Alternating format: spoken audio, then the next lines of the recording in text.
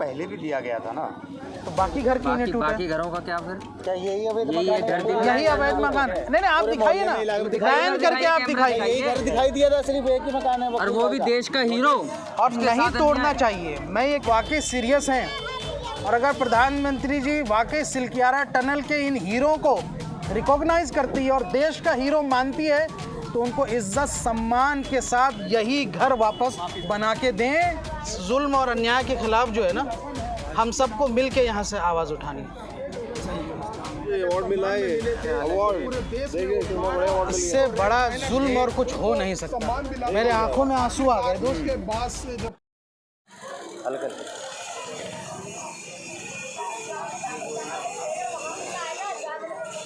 अरे वकील कहाँ है? अरे सागर भाई आ जाओ। आ गए अपने इस्लाम भाई, ये बिलाल भाई है अपने। क्या फिरोज? कहाँ वकील? वकील भाई वो बैठे हुए। आओ चलो अंदर। अरे वकील भाई बुलवाने का सागर भाई कहाँ देखो, आ जाओ करने दो उसको इंटरव्यू। क्या हाल है? आ जाओ उधर बैठ जाओ। बैठो बैठो बैठो, हाँ बुला के ले आओ सब इधर सब। कैसे वकील? बुलाओ ना। अब ये पूरा संघर्ष जारी रहेगा आपका? बिल्कुल रहेगा सर। तो देखिए वकील हसन जी से हम बात कर रहे थे यहाँ पर, और ये तस्वीर में एक बार फिर से इधर ये क्या कर दिया भाई यहाँ? यहाँ पर देखिए तो बड़ा अन्याय हो गया। वो मेडल है जो उनको 3 महीने मुझे अवार्ड मिला है, अवार्ड पूरे देश में। इससे बड़ा जुल्म और कुछ हो नहीं सकता। मेरे आंखों में आंसू आ गए दोस्त उसके बाद से जब पूरे देश में खबर, और इस जुल्म और अन्याय के खिलाफ जो है ना, हम सबको मिल के यहाँ से आवाज़ उठानी है।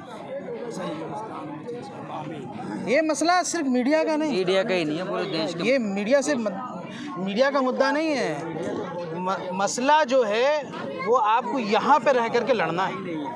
बिल्कुल इंशाल्लाह। वकील भाई आप अकेले नहीं हैं, बहुत सारे लोग हैं पूरे हिंदुस्तान। मेरे पास हैदराबाद से लेकर देश के अलग अलग कोने से फ़ोन आ रहे हैं, कह रहे हैं शोएब भाई आप पहुँचिए, आप वहाँ पहुँचिए, हम सब वहाँ आ रहे हैं।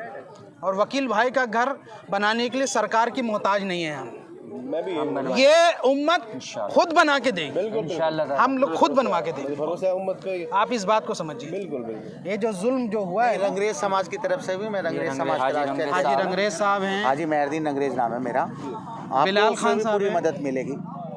शेख भाई आ गए हमारे, वहाँ से भी पैसे मिलेंगे, कोई टेंशन नहीं, घबराने की कोई बात नहीं। आपको पैसे की कोई दिक्कत नहीं आने, आपका घर बना। सम्मान बनाया था आप लोगों की नज़रों में, हाँ, 1 मिनट में चूक नहीं आपने हमारी कम्युनिटी का भी नाम बढ़ाया था, ऐसा नहीं है, हमारी कम्युनिटी का ये भी नाम। बिलाल हैं, सब आपकी मोहब्बत। मैं आपसे यकीन दिलाता हूँ, आप आज भी देश के हीरो हैं, आप कल भी देश के हीरो थे, आप इस कौम के हीरो हैं।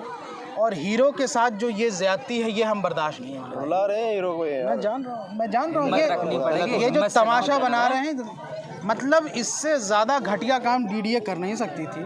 कल भी पूर्व राज्यपाल ने भी ये बात कही, और हमने खुद राज्यपाल जी से ये बातचीत की है।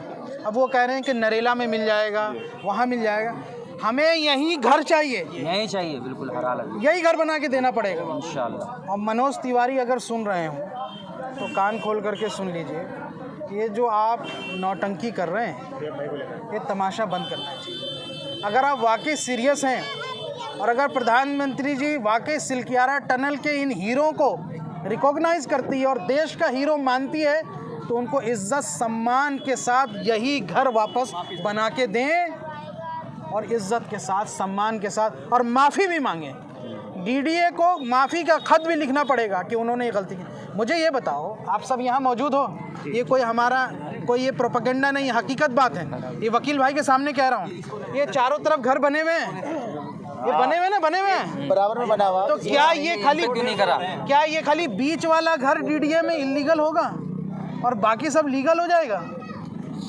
ये कितना बड़ा झूठ है भाई। झंडा लगा दिए इसलिए, झंडा लगा हुआ है सिर्फ बराबर में। मेरे को मतलब नहीं, आप कुछ भी झंडा लगा लो, लेकिन ये कितना बड़ा इंसानियत के ख़िलाफ़ वाली बात है। क्या ये निशानदेही सिर्फ इसलिए है कि ताकि आप चुन चुन करके घर तोड़ दें? ये पूरी देश की मीडिया ये देखे, हिंदुस्तान के लोग देखेंगे आज कि चारों तरफ घर बने हुए हैं, सब उसी पैमाने पे क्या डीडीए के पास खाली यही 150 गज की ज़मीन का खाली है? लेकिन मनोज तिवारी ने तो कहा है कि हम करवा करके देंगे, उन्होंने आश्वासन मनोज दिया तिवारी है कौन? मनोज तिवारी के हाथ में क्या है? मनोज तिवारी के हाथ में अगर है कुछ, अगर वो समझते हैं कि उनके पास पावर है, तो इसी घर को दोबारा बनवा के दे। क्यों नहीं दे सकते भाई? क्या मुश्किल है? कल दिल्ली के पूर्व राज्यपाल ने, नजीब जंग ने इस बात को कहा कि डीडीए के पास इख्तियार है कि दोबारा से जितनी तेजी से ये घर तोड़ा है उतनी ही तेजी से ये घर बनवा के देना। और भी यहाँ पे प्रॉपर्टी है, उसके ऊपर बुलडोजर नहीं चला है, इसी प्रॉपर्टी के ऊपर बुलडोजर चलने का क्या क्योंकि इस पे झंडा नहीं लगा हुआ था ना। अगर ये झंडा लगा देते तो इस पे भी नहीं चलता। झूठे हैं ये लोग। बराबर में मंदिर भी है, एक हनुमान मंदिर है छोटा सा। मुझे किसी धार्मिक स्थल से कोई एतराज नहीं है। क्यों टूटे? मैं चाहता हूँ ये भी घर ना टूटे। लखनऊ से कोई अच्छा आदमी, सब आदमी चाहेगा किसी, क्या उस घर में बच्चे नहीं रहते? उस घर में परिवार नहीं रहता? हमारी माँ बहनें नहीं रहती? चाहे हिंदू का घर हो या मुसलमान का घर हो, घर क्यों टूटे? तुमने इसके विस्थापना के लिए दूसरे, सुप्रीम कोर्ट का ये ऑर्डर है कि अगर आप किसी का घर डिमोलिश कर रहे हैं, पहले उसका आपको अलग इंतज़ाम करके देना पड़ेगा। इन्होंने पैसे नहीं जमा किए डीडीए में, उनको रिश्वत नहीं दी, तो आपने उनका घर तोड़ दिया। इससे बड़ा घटिया काम और जाहिलत वाला काम तो पहले भी दिया गया था ना, तो बाकी घर क्यों नहीं टूटे? बाकी घरों का क्या फिर? क्या यही अवैध यही मकान है? यही अवैध मकान? नहीं आप दिखाइए ना, बैन करके आप दिखाइए। यही घर दिखाई दिया था, सिर्फ एक ही मकान है और वो भी देश का हीरो। और नहीं तोड़ना चाहिए। मैं ये कह रहा हूँ, ये घर भी क्यों टूटे? किसी का आशियाना आप तोड़ देते हैं, और इतना आसान है यहाँ से घर बनाना।